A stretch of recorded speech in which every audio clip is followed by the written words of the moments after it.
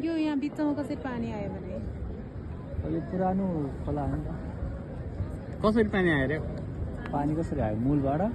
निस्क्यो त्यस पछाडि केटा ह्यान्डसम भयो लन्डन आएछ यार हेर चिसो लाग्यो केटा चिसोले सेतो होला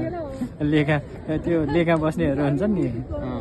अनुहार पनि नरम नरम जस्तो छिटिकै देखिन्छ केटा लेखा बस्नेहरूले घाम देख्दैन नि यो लेखै त हो लेखा नबसेपछि त्यही त अनि पारा यहाँ लन्डन ब्रिज अगाडि बसेर कटुन्जेलो सम्झ्यौँ त कटुन्जेलाई सम्झिँदा त्यस्तै हो लन्डनमा हेर्दा लन्डन राम्रो छ कटुन्जे बसेर हेर्दा कटुन्जे राम्रो छ त्यही हो केटा जहाँ बसेर हेऱ्यो त्यहीँ राम्रो हो यहाँ लन्डन बसाइको अनुभव कस्तो भयो के छ अलिकति एकदम झकास रमाइलो भएको छ 1 वर्षको अनुभव 1 वर्ष भइसक्यो भइसक्यो नि 1 वर्ष भइसक्यो होइन ल अस्ति भएर आज नोभेम्बरमा आएको है नोभेम्बर 30 मा आएको अब कति छ त नि अहिले अब नोभेम्बर लाग्नु लाग्यो होइन अक्टोबर सकिन आँट्यो 1 वर्ष भइसक्यो यार 11 महिना तर यस्तो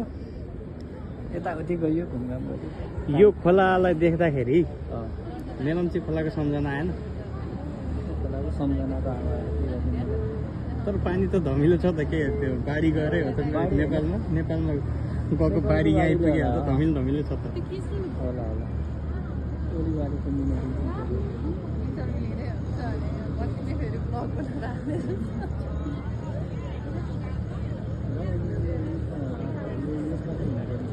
त्यसमा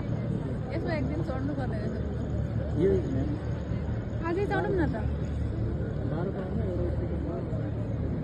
त्यसले कहाँ अझै चढौँ न चढ्न गएको अरू